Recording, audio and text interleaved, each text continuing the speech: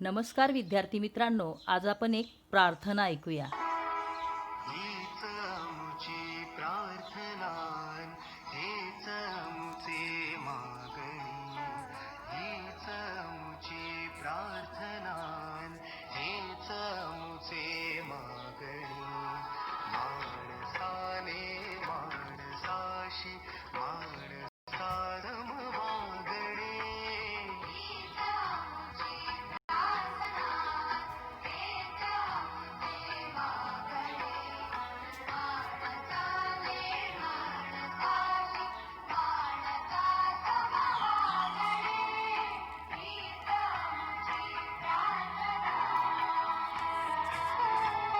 धर्म जाती प्रांत भाषा वेश सारे संपू दे.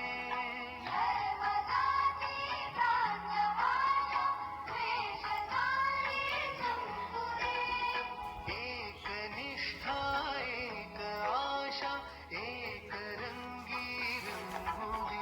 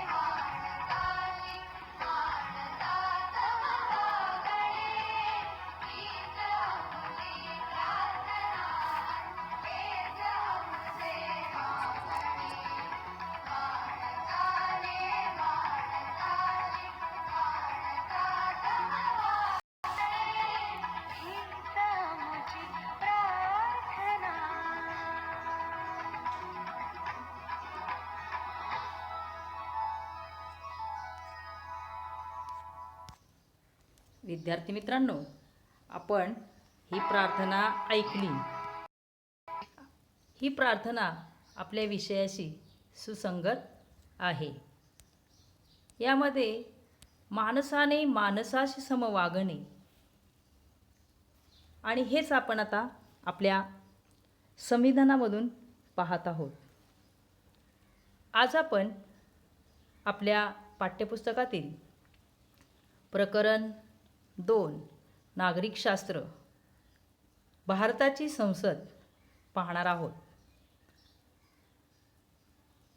त्यापूर्वी आपण संविधान पाहत आहोत.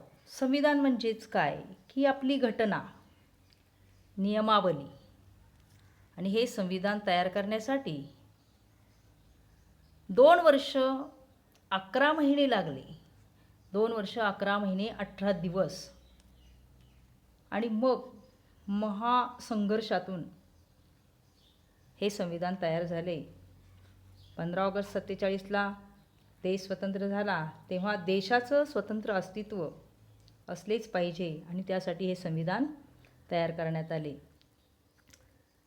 या संविधानामध्ये भारताची परंपरा, अशा प्रकारचं हे संविधान आहे. यामध्ये 395 कलमे होती सुरुवातीला, पण ती आता काही कलमे कालबाह्य झाली. जानेवारी 2020 नुसार 448 कलमे आहेत. भारतातलं संविधान जगातलं संविधान आहे आणि लिखित स्वरूपाचं आहे. इंग्लंड अमेरिकेच्या तुलनेमध्ये विचार केला तर इंग्लंडमध्ये असं लिखित संविधान नाही. वंशपरंपरागत चालत आलेलं असं संविधान आहे. सर्वांना अन्न वस्त्र निवारा मिळाला पाहिजे. सर्वांना जीविताचा अधिकार, शोषणाविरुद्धचा अधिकार, धर्मस्वातंत्र्य, अल्पसंख्याकांचं संरक्षण, भाषण, अभिव्यक्ती, स्मारकांचं जतन, पर्यावरण संरक्षण अशी अनेक कलमं याच्यामध्ये नमूद केलेली आहेत. असं हे संविधान डॉक्टर बाबासाहेब आंबेडकरांनी संविधान तयार केलेलं आहे. 26 नोव्हेंबर संविधान दिवस साजरा करतो आपण आणि प्रार्थनेच्या वेळेला आपण संविधान गीतसुद्धा म्हणत असतो. 26 जानेवारी 1950ला हे लागू केलं म्हणून प्रजासत्ताक दिन आपण साजरा करत असतो. भारताची संसद महत्त्वाची आहे आणि म्हणून आपण या पाठामध्ये संसदेचा विचार करणार आहोत. त्यापूर्वी ही जी संसद आहे, ही संसद आणि हे जे संविधान आहे, हे संविधान गीत आपण ऐकूया. बघा, संविधान गीत.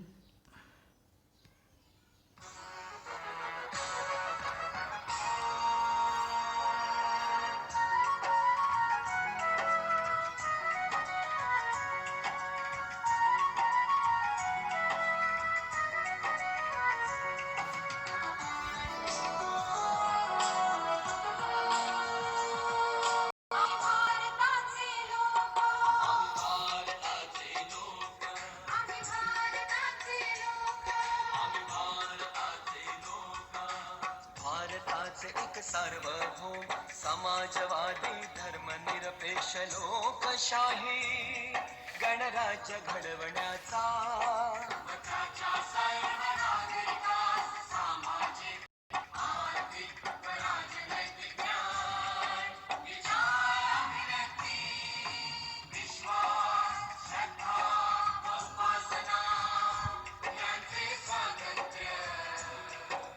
दर्जाची व संधीची समानता दिने प्राप्त करून देण्याचा आणि या सर्वांमध्ये व्यक्तीची प्रतिष्ठा बळाची आणि एकात्मता यांचे आश्वासन देणारे बंधुता प्रवर्धित करण्याचा संकल्पपूर्वक निर्धार करून आमच्या संविधान सभेत दिनांक 26 नोव्हेंबर 1949 रोजी याद्वारे हे संविधान अंगीकृत आणि अधिनियमित करून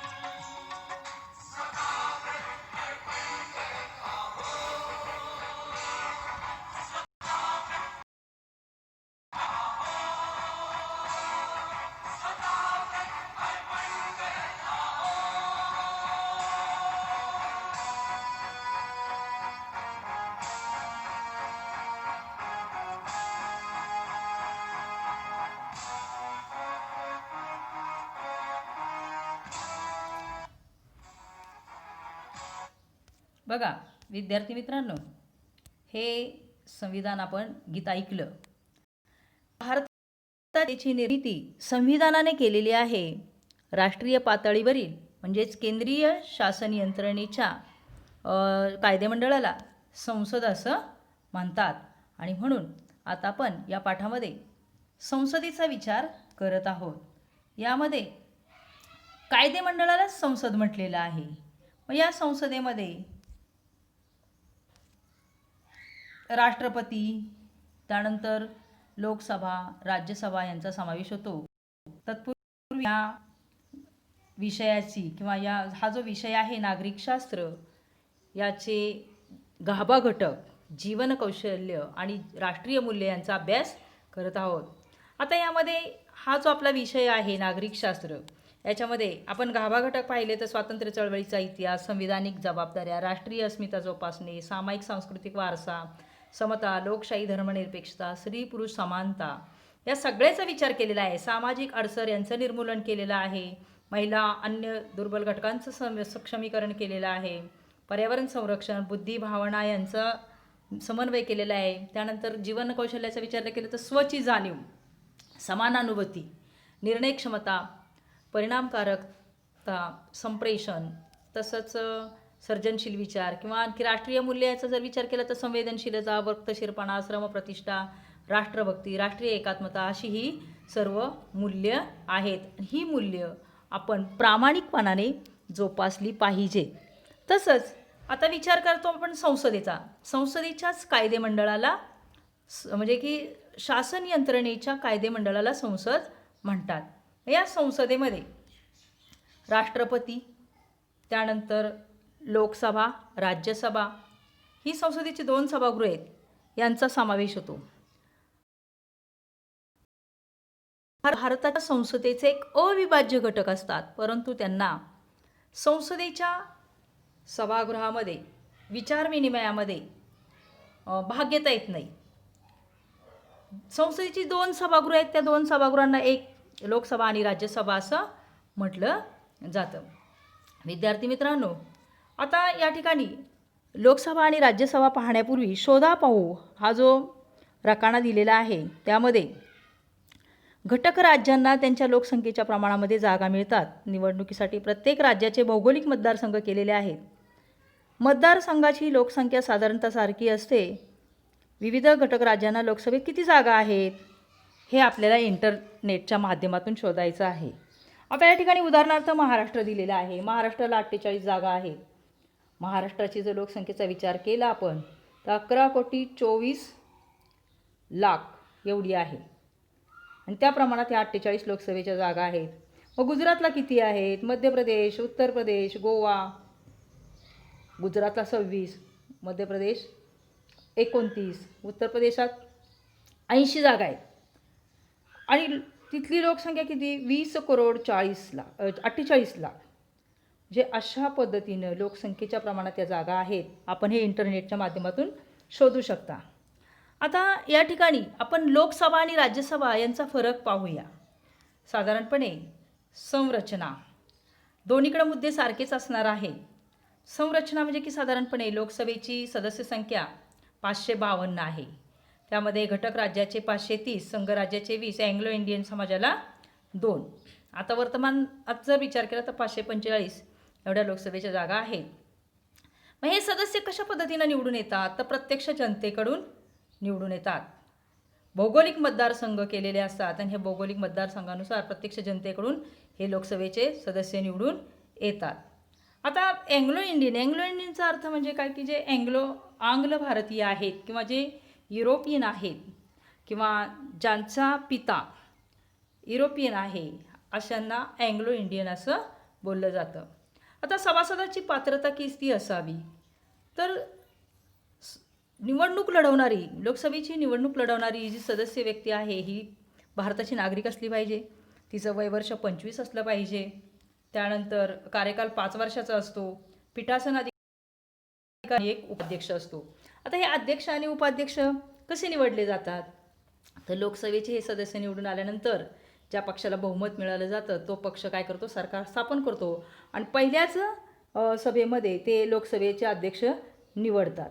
आता साधारणपणे आपले जे चालू या लोकसभेचे अध्यक्ष जे आहेत ते म्हणजे ओम बिर्ला हे आहेत. आता या पद्धतीनं ते कामकाज त्यांच्या नियंत्रणाखाली कामकाज चालत असतं आणि त्यांच्यातीलच एकाची उपाध्यक्ष म्हणून निवड केली जाते. आता राज्यसभेचं पाहूया. बघा मुद्दे तेच आहेत. फरक जर पाहिला तर मुद्दे तेच आहेत. सभासद संख्या 250. त्यानंतर 238 घटक राज्य व केंद्रशासित प्रदेश, तसेच 12 कला साहित्य समाजसेवा क्षेत्रातील ख्यातनाम व्यक्ती. त्यानंतर अप्रत्यक्षरित्या राज्यसभेतील सभासद निवडून येतात. पात्रता वयवर्ष 30 पूर्ण असावे, भारताची नागरिक असावी. हे कायम सभागृह आहे.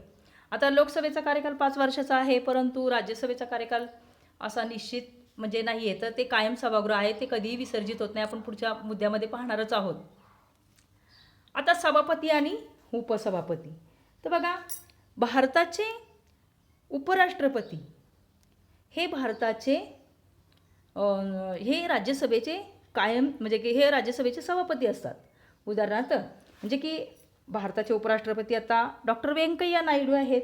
हे राज्यसभेचे सभापती असतात आणि उपसभापतीची नेमणूक त्यांच्यातूनच केली जाते आणि हे भारताच्या राज्यसभेचं म्हणजे कामकाज पाहत असतात. आता बघा आपण पाहत आहोत राज्यसभा. राज्यसभा हे संसदेचं वरिष्ठ आणि द्वितीय सभागृह आहे, तर लोकसभा हे कनिष्ठ आणि प्रथम सभागृह आहे. तर याच्यामध्ये राज्यसभेतले जे सभासद आहेत हे अप्रत्यक्ष निवडून येतात. 29 घटक राज्य आहेत. महाराष्ट्र, उत्तर प्रदेश, गुजरात, गोवा वगैरे ही सगळी जी काय आहेत 29 घटक राज्य आणि 7 केंद्रशासित प्रदेश यांच्यातून हे प्रतिनिधी निवडून आलेले असतात, म्हणजे अप्रत्यक्षरित्या आलेले असतात आणि म्हणून ते राज्यसभेचे सभासद हे अप्रत्यक्ष निवडून येतात.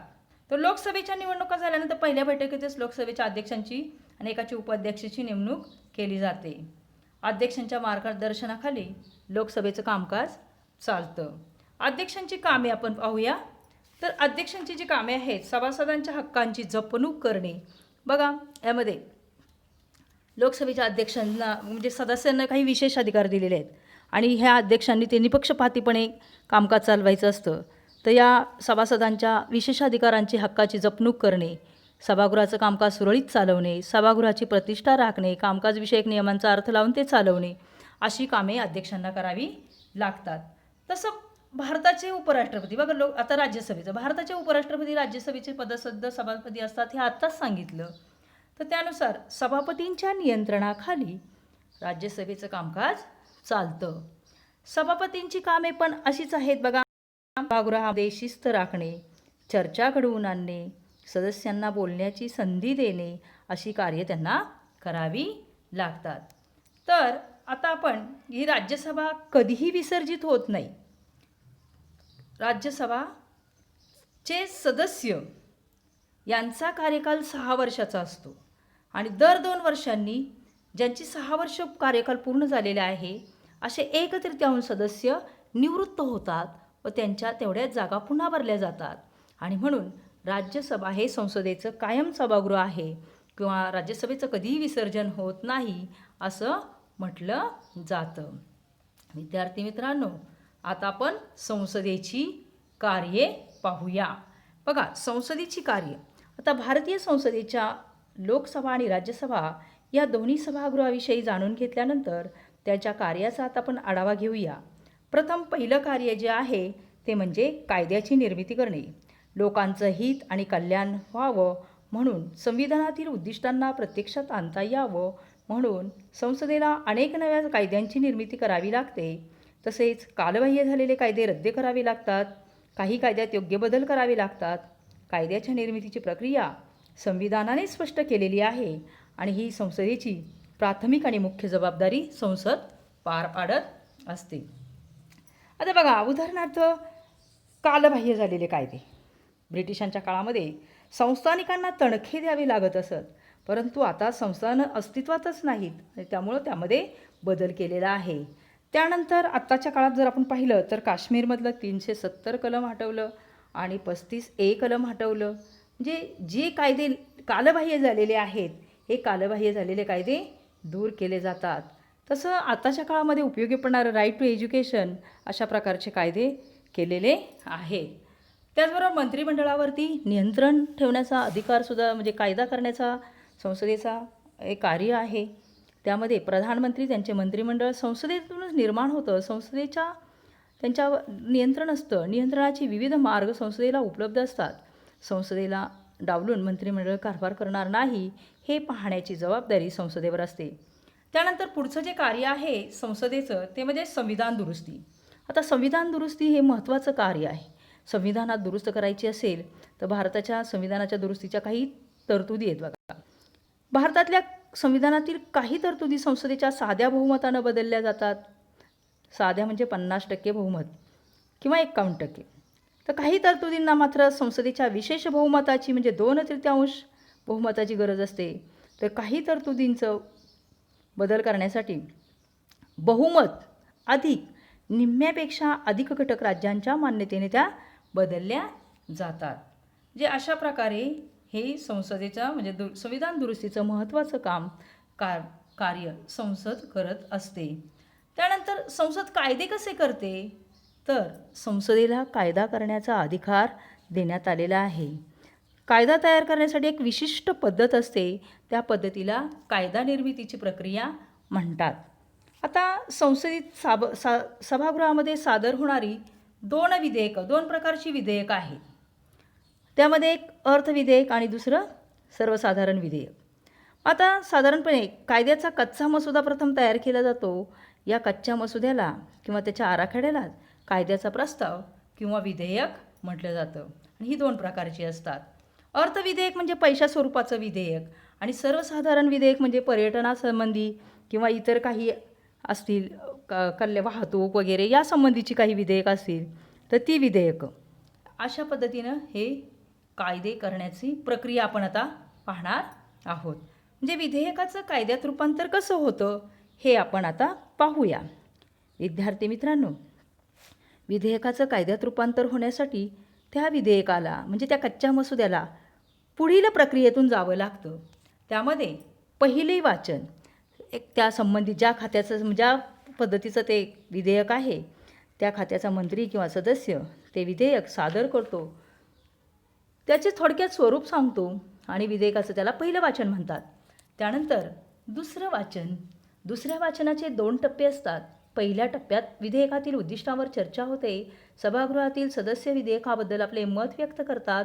विधेयकाचे समर्थक विधेयकाच्या बाजूने मत मांडतात, तर विरोधक विधेयकातील उणीवा दोष दाखवतात. सभागृहात विधेयकावर चर्चा झाल्यानंतर गरज भासल्यास ते विधेयक सभागृहाच्या एका समितीकडे पाठवले जाते. विधेयक निर्दोष व्हावे म्हणून सूचना दुरुस्त्या सुचवणारा अहवाल समितीकडे पाठवते. हे झाला पहिला टप्पा दुसऱ्या वाचनातला. आता दुसऱ्या वाचनातला दुसरा टप्पा सुरू होतो. या टप्प्यात विधेयकावर कलमवार चर्चा होते. सदस्य दुरुस्त्या सुचवू शकतात. यानंतर त्यावर सभागृहामध्ये मतदान घेतले जाते. विद्यार्थी मित्रांनो, आता आपण तिसरे वाचन पाहूया. यामध्ये तिसऱ्या वाचनामध्ये विधेयकावर पुन्हा थोडक्यात चर्चा होते. विधेयक मंजूर करण्याच्या ठरावावर मतदान होते. त्यानंतर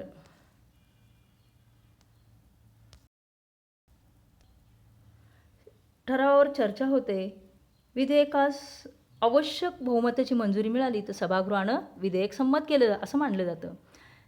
हेच विधेयक पुन्हा दुसऱ्या सभागृहातही सर्व प्रक्रियेमधून पहिले वाचन, दुसरे वाचन, तिसरे वाचन यातून जाते आणि त्या सभागृहानं पण मंजुरी दिली की ते राष्ट्रपतींच्या स्वाक्षरीसाठी पाठवलं जातं. केंद्रात लोकसभा आणि राज्यसभा यांच्यात विधेयकाबद्दल मतभेद झाल्यास दोन्ही सभागृहाच्या संयुक्त अधिवेशनात विधेयकाचं भवितव्य ठरवलं जातं. राष्ट्रपतीची संमतीदर्शक स्वाक्षरी झाली की विधेयकाचं कायद्यात रूपांतर होतं. विद्यार्थी मित्रांनो, आपला हा विषय सर्वसामान्य ज्ञानासाठी म्हणून उपयुक्त आहे. तुम्ही UPSC MPSCच्या परीक्षेच्या वेळेला सुद्धा या विषयाचं आपल्याला ज्ञान असणं गरजेचं आहे. त्यानंतर तुम्ही शिष्यवृत्ती ज्या स्कॉलरशिपच्या परीक्षा देता त्यामध्ये सुद्धा आपला हा विषय खूप महत्त्वाचा आहे. आपल्याला आपले राष्ट्रपती कोण आहेत, उपराष्ट्रपती कोण आहेत, राज्यपाल कोण आहेत हे माहीत असलं पाहिजे. आपले जे हे आपल्याला राष्ट्रपती जे आहेत ते रामनाथ कोविंद, उपराष्ट्रपती डॉक्टर व्यंकय्या नायडू, त्यानंतर राज्यपाल भगतसिंह कोश्यारी, अशी हे आपल्याला जनरल नॉलेजचं माहीत असलं पाहिजे. किंवा आपले पंतप्रधान नरेंद्र मोदी हे आपल्याला माहीत असलं पाहिजे. आणि म्हणून विद्यार्थी मित्रांनो, तुम्हाला म्हणजे हा विषय खूप उपयुक्त अभ्यासासाठी खूप उपयुक्त आहे. आणि हेही तुम्ही जाणून घ्या की दरवर्षी फेब्रुवारी महिन्यामध्ये अर्थमंत्री देशाचं अंदाजपत्रक लोकसभेत सादर करतात. राज्याच्या विधिमंडळातही कायदे करताना संसदेसारखीच पद्धत स्वीकारली जाते. इथं राज्यामध्ये राज्य विधिमंडळ असं देशा पातळीवरती संसद, तर राज्यामध्ये राज्य विधिमंडळ. मग विधिमंडळाने मंजूर केलेल्या विधेयकावर राज्यपालाची संमतीदर्शक स्वाक्षरी झाली की विधेयकाचं कायद्यात रूपांतर होतं. विद्यार्थी मित्रांनो, पाठ तुम्हाला समजला असेल. आता तुम्ही या पाठाखालचे प्रश्न वहीमध्ये सोडवायचे आहेत आणि खूप अभ्यास वगैरे करायचा आहे. धन्यवाद.